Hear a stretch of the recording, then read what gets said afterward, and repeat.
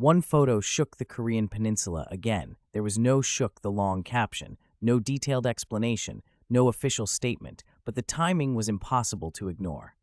Right after Trump spoke about Iran, he posted a photo of himself with Kim Jong Un. So was it just an old memory, or was it a quiet signal from Washington to Pyongyang? And the bigger question is this: after Iran, is North Korea next? We should not treat this question lightly. Looking at one photo and saying a North Korea summit is coming would be too risky. But dismissing it as meaningless would also be too simple. Korea radar reads these signals through the structure of the Korean Peninsula. If you want to understand North Korea, South Korea, the United States, China, and Russia through context instead of emotion, subscribe to Korea Radar. The reason this photo matters is not only the photo itself, it is the sequence. First came Iran. Iran's nuclear issue, sanctions, military pressure, negotiation possibilities, and Trump-style pressure diplomacy moved back into the center of global attention. Then came the Kim Jong Un photo. We cannot say with certainty that this means a direct shift in U.S. policy toward North Korea. But anyone watching the Korean Peninsula has to ask one question.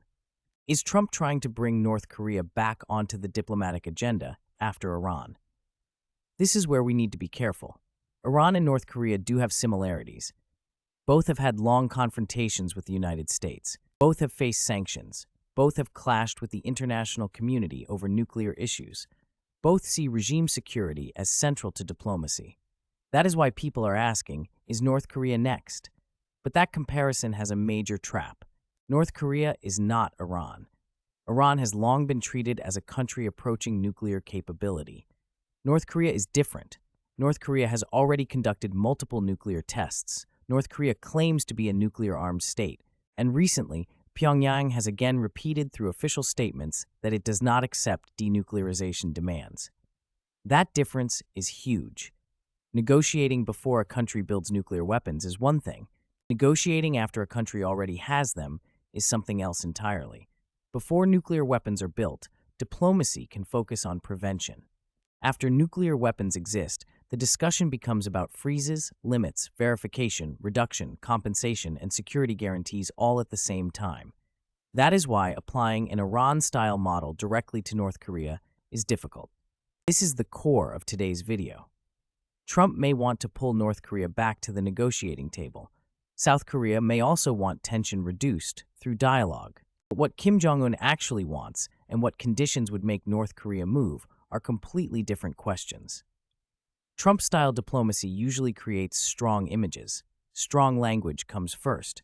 Pressure follows. If the other side resists, military options may be hinted at. Then the door to negotiation is left open. To supporters, this can look like strength. To critics, it can look like a dangerous gamble. But one thing is clear about Trump's preferred style. He likes direct negotiation with the other leader. That was the case in Singapore in 2018. That was the case in Hanoi in 2019. That was also the case at Panmunjom. Those moments captured global attention, but a powerful image is not the same thing as a lasting agreement. Singapore produced a major declaration, but the detailed verification roadmap remained weak. Hanoi collapsed over the balance between sanctions relief and denuclearization steps. Panmunjom was symbolic, but it did not restore a stable negotiation structure afterward. So when we look at this Kim Jong Un photo, we must ask the same question again. Is this a signal for another dramatic image? Or is it preparation for a real negotiation? The second question matters far more. Why does North Korea refuse to give up its nuclear weapons? Based on North Korea's official position and behavior, nuclear weapons are not just a bargaining chip. Pyongyang sees them as a core tool of regime security. It sees them as leverage for direct talks with the United States. It sees them as a military instrument for pressuring South Korea and Japan, and it sees them as a symbol of status in the international system. We need to understand this perspective. That does not mean accepting it. It means reading North Korea's calculation accurately. It is also important to understand how North Korean leadership has interpreted Iraq and Libya. Pyongyang has repeatedly argued that governments that gave up or failed to complete strategic deterrence became vulnerable to outside pressure. In contrast, North Korea argues that its nuclear weapons prevent attack. That claim is not accepted by the international community as a justification, but it does help explain Pyongyang's strategic thinking. This means North Korea may draw a very different lesson from Iran than Washington does. The United States may see Iran and think, pressure can bring negotiations. North Korea may see Iran and think, without nuclear weapons, pressure becomes worse. The United States may see Iran as a negotiation model. North Korea may see Iran as a warning. That difference is extremely important. By this point, you can see that this is not just a story about one social media photo. Iran and North Korea have both clashed with the United States over nuclear issues, but they are not the same negotiating case. Subscribe to Korea Radar, and we will keep connecting these diplomatic signals to Korean Peninsula security, sanctions, military balance, and South Korea's strategic choices. Now we need to look at South Korea's position. South Korea has no automatic reason to oppose U.S.-North Korea dialogue. If dialogue can reduce tension, that matters for Seoul. On the Korean Peninsula, military miscalculation is extremely dangerous. Missile launches, military exercises, reconnaissance activity, cyber attacks, maritime clashes, and border tensions are all connected. If a crisis management channel opens, that alone can have value.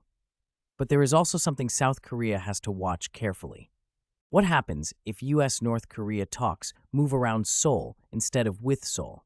The United States may prioritize long-range missiles that can threaten the American homeland. South Korea must also worry about short-range missiles, long-range artillery, cyber threats, and border area instability. Washington's priorities and Seoul's priorities are closely connected, but they are not always identical. That is why South Korea has to ask, if the United States and North Korea negotiate again, where do South Korea's security concerns fit? Will North Korea's short-range missile threat be included?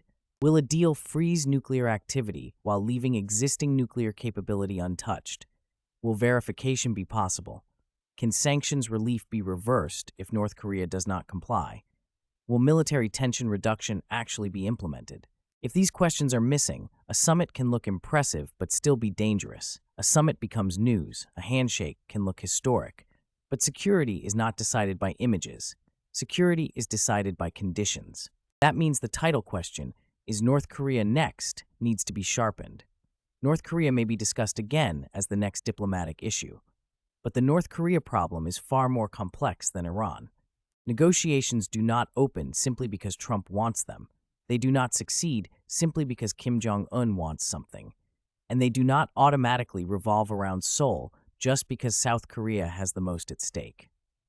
Washington is looking at diplomatic achievement and nuclear risk management. Pyongyang is looking at regime security and nuclear state treatment. Seoul is looking at both tension reduction and possible security gaps. Beijing is watching for any expansion of U.S. influence. Moscow can use its relationship with North Korea as a pressure card against Washington. 5 different calculations are moving at the same time. That is why even one photo is not simple. North Korea in 2026 is not the same North Korea of 2018. North Korea claims that its missile and nuclear capabilities have continued to develop. Its relationship with Russia has also grown closer. Since the war in Ukraine, North Korea-Russia cooperation has become an important variable in international security. This makes America's sanctions pressure calculation more complicated. In the past, many analysts focused heavily on North Korea's dependence on China. Now, Russia has become another key variable. This does not mean North Korea can act without limits. North Korea's economy is still constrained by sanctions, isolation, and structural weaknesses. But it does mean that pressuring North Korea in 2026 may be more complicated than it was in 2018. That is why people talk about a phased approach. Instead of demanding complete denuclearization all at once, a phased approach may try to stop nuclear and missile activity first, build limited verification around some facilities, connect limited rewards to additional steps, and then negotiate larger moves over time. That can sound realistic, but it also carries risks. If a phased approach is designed poorly, North Korea could receive benefits while effectively solidifying its nuclear status. On the other side, if pressure is too rigid, North Korea may refuse dialogue altogether. South Korea's strategy matters in that space. South Korea can support dialogue without being dragged into empty summit diplomacy. South Korea can seek tension reduction without allowing threats against Seoul to be pushed outside the negotiation. South Korea can coordinate with the United States while making sure its own security agenda is not buried under America's homeland defense concerns. That is the point Korea Radar needs to focus on. Trump's photo matters not because of the image itself. It matters because of the diplomatic direction it could reopen. The possibility of North Korea returning to the negotiation agenda is meaningful. But what the negotiation actually covers is even more important. Is it a nuclear freeze? A missile limit? Sanctions relief? A peace declaration? Restored communication channels? Military exercise adjustments? Humanitarian issues? Or simply another summit image? Without answers to these questions, the phrase, "Is North Korea next?" may create clicks, but it does not create analysis. Now let us return to the first question. Why did Trump post a Kim Jong Un photo right after the Iran issue? We cannot say with certainty, but we can carefully examine several possibilities. First, Trump may have wanted to highlight his past diplomacy with Kim Jong Un. Second, he may have been signaling that North Korea could return to the diplomatic agenda after Iran. Third, he may have been sending a message to South Korea, the United States, and North Korea that he still prefers leader-to-leader diplomacy. Fourth, it may also have been simple political staging. One thing is important. A photo is not a policy, but a photo can be a signal. And in international politics, signals sometimes open the door to real negotiations. Still, North Korea will not open that door easily. North Korea has repeatedly rejected denuclearization demands through official statements. It sees nuclear weapons as central to regime security. Its relationship with Russia has grown stronger. So even if Trump turns back to North Korea, it is difficult to assume that the 2018 playbook will work again.